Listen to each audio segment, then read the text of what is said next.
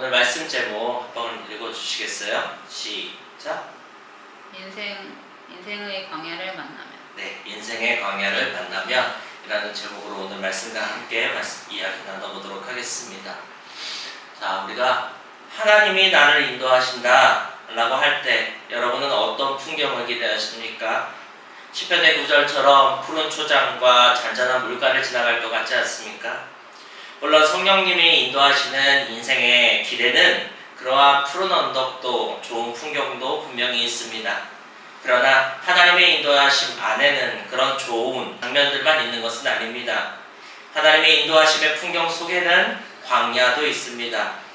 한눈에 보기에도 척박해서 살아갈 걱정이 드는 곳, 시선이 닿는 곳마다 사람 하나 없어서 철저히 고독한 곳, 햇빛 피할 곳이 없이 걷는 곳조차 고생일 것만 같은 그런 곳, 그런 광야가 하나님의 인도하심 속에도 존재합니다. 이 광야 속으로 내가 들어간다고 한번 생각을 해보십시오. 여러분은 어떻게 기도하시겠습니까? 아마 피할 수 없다면 그저 이 광야의 기간이 짧기만을 기도할지도 모릅니다. 그러나 우리는 거기서 한 걸음 더 나아가서 조금 더 깊은 기도를 드릴 수가 있습니다.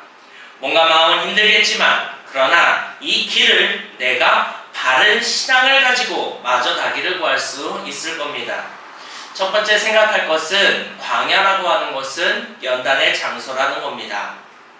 광야는 우리의 신앙이 연단되는 곳입니다. 좋은 칼은 그저 철을 녹여서 부어 만들지 않습니다.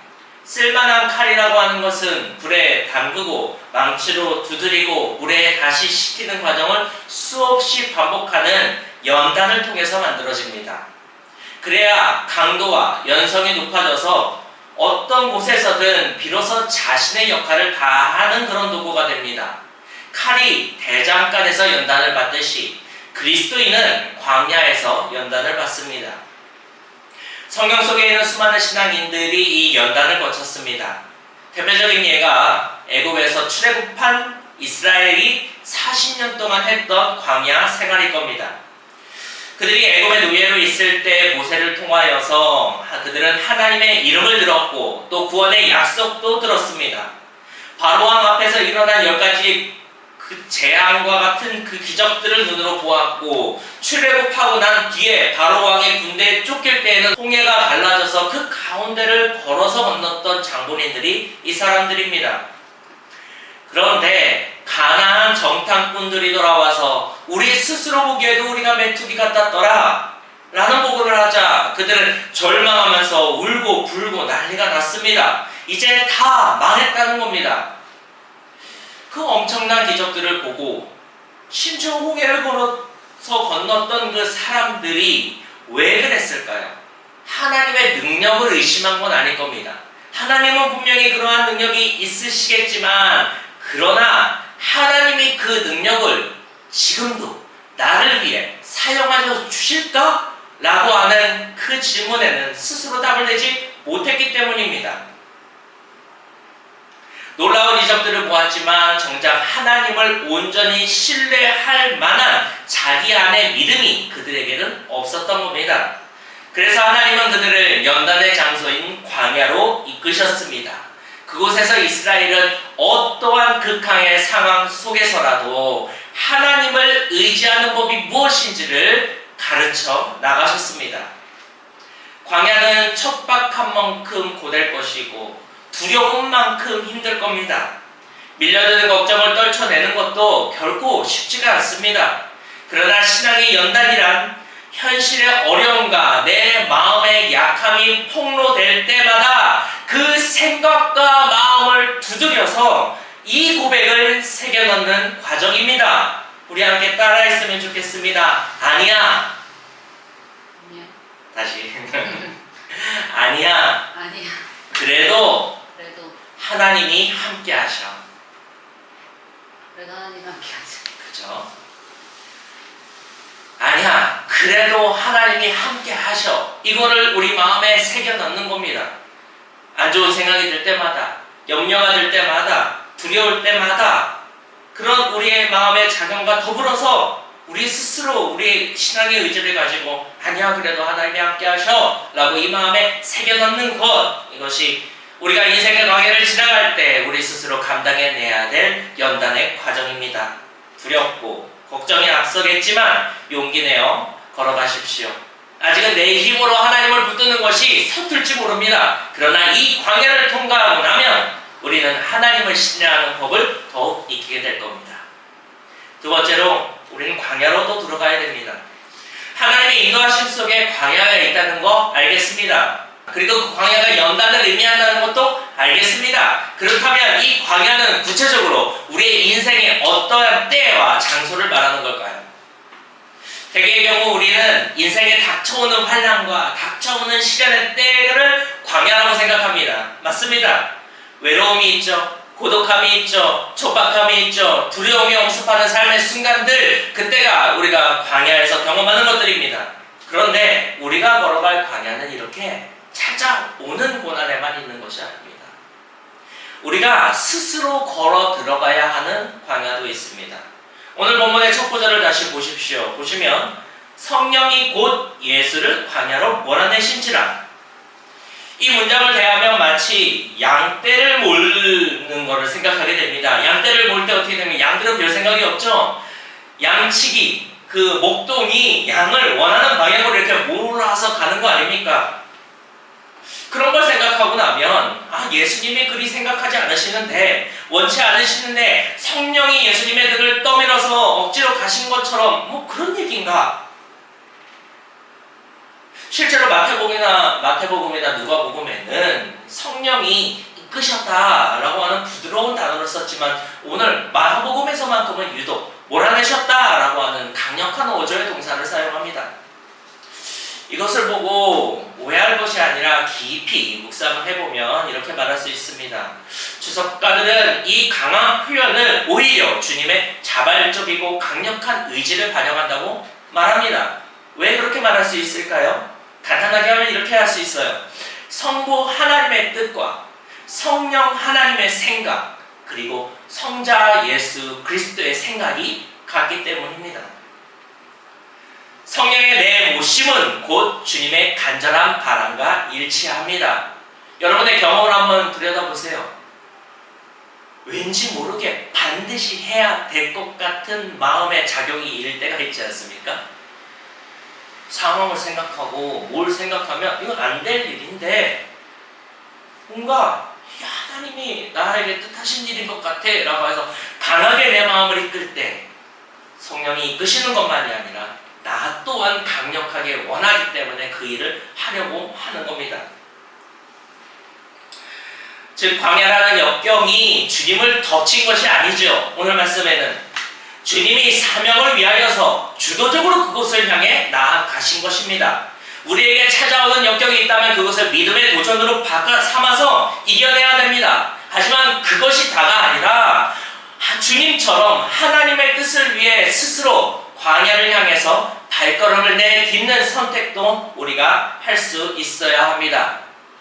존 버년의 소설인 철로 역정을 보면은 주인공 크리스천이 시온성을 향해 가는 그러한 여정을 담아내고 있습니다. 그리고 그러한 여정들이 우리 그리스도인의 신앙 생활을 상징하죠. 순례에게는 거친 광야를 지나가는 것과 같습니다. 수많은 유혹들과 방해가 앞길을 막지만 주인공은 그 인도자의 도움을 받으면서 묵묵히 진행합니다. 그러다가 미궁, 아름다운 뷰티풀 하우스라고 하는 곳에 도착합니다. 그곳은 지친 순례자들을 위한 안식처입니다. 크리스천은 그곳에서 무거운 짐을 내려놓고 깊은 평안을 누립니다. 그러나 그 자리에 안주할 수는 없습니다. 왜냐하면 그 안식이 여정의 끝이 아니기 때문입니다.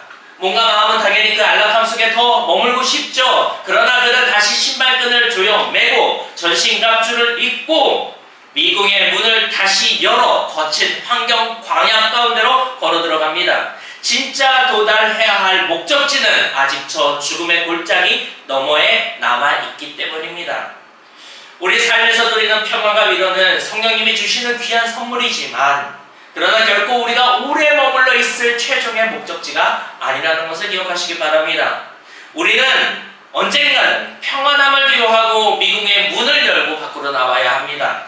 비록 그것이 오늘의 평안함과 쉼을 깨뜨리는 일로 나타날 테지만 그러나 거기에 우리가 걸어가야 할 길이 있습니다.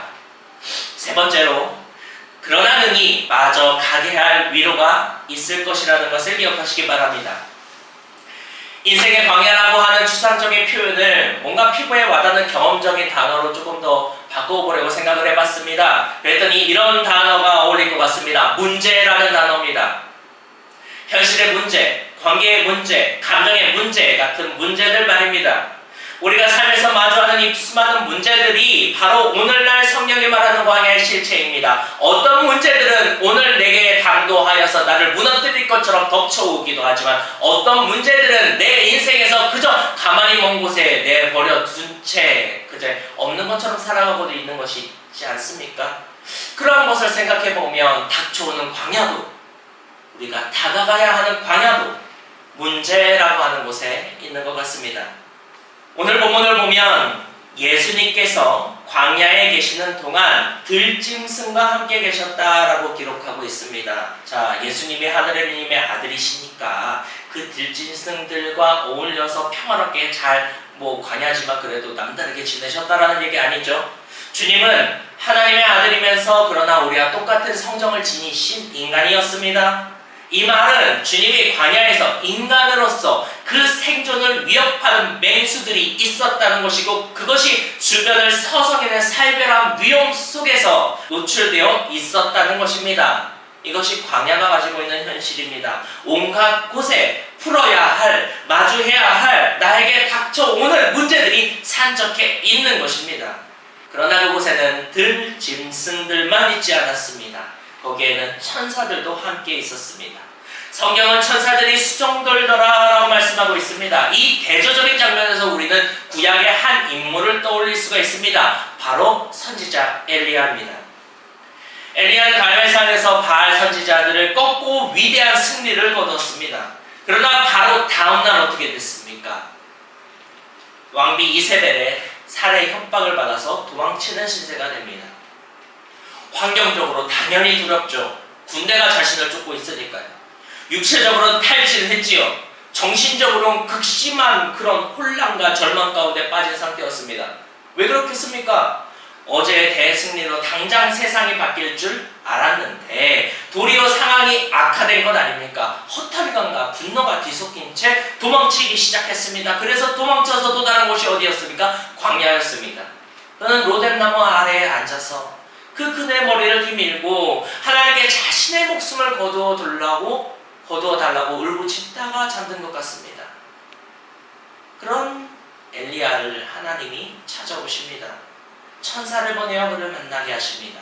그 절망의 광야에서 하나님은 천사를 보내 부드럽게 깨우시고 숯불에 구운 떡과 물을 먹이셨습니다. 엘리야는 그 어루만지심과 위로를 통해서 힘을 얻었고 마침내 40일을 걸어 하나님의 호렙에 도달할 수가 있었습니다.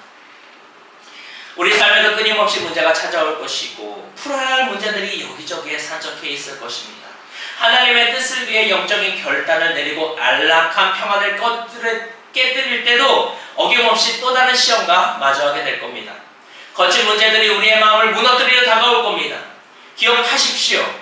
그 자리에는 반드시 하나님의 도움도 함께 있다는 겁니다. 우리를 수종드는 천사가 있고 다시 일어설 힘을 주는 떡과 생수가 예비되어 있습니다. 우리는 그 위로의 손길을 경험하게 될 것이고 그 위로의 손길을 통해서 어떠한 것을 확신하게 되겠습니까? 아, 힘들고 어려워도 이 길이 맞구나 라고 하는 확신을 하나하나 얻어갈 수 있게 될 겁니다.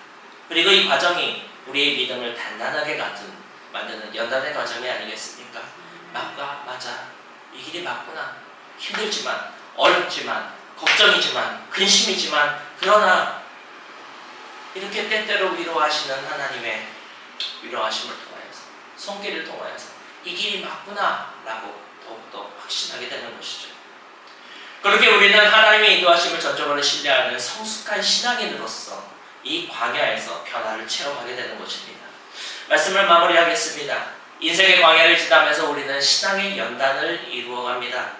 예기치 않게 찾아오는 삶의 역경 속에서 하나님을 끝까지 의지하는 믿음의 도전을 멈추지 마시기 바랍니다. 또 더 나아가 주님의 뜻을 위하여서 오늘의 안일함과 평안함 이것들을 과감히 뒤로 하고 덮어두었던 문제들을 향하여서 거기로 난 길을 걸어가기를 마음에 결단하는 저와 여러분이 되기를 바랍니다. 그러나 이 모든 여정이 당연히 무거운 현실의 문제로 다가오겠지만 우리가 딛는 발걸음마다 세밀하게 붙드시는 하나님의 위로가 있을 터이니 끝까지 힘을 내어서 하나님이 계신 곳 우리의 목적지 구원에 이르는 신앙의 여정을 계속해서 걸어나가시는 저와 여러분이 되기를 간절히 바랍니다. 기도하겠습니다. 주님 감사합니다. 주님이 광야를 향하여서 나아가시고 그곳에서 받으신 시험들을 생각하며 우리 인생의 광야를 떠올립니다. 산적한 문제들이 있고 다가오는 문제들이 있지만 하나님 그곳 가운데에서 하나님 의지하는 법을 더욱 배우는 저희들 되게 하여 주옵소서. 그 과정 속에서 우리를 위로하시는 손길에 감사하는 저희들 되게 하여 주옵소서. 이 모든 것들로 주님이 우리를 인도하시는 그 인도하심에서 벗어나지 않고 구원의 길을 끝까지 맞아갈 수 있는 저희들이 될 수 있도록 도와주시옵소서. 예수 그리스도의 이름으로 기도합니다. 아멘.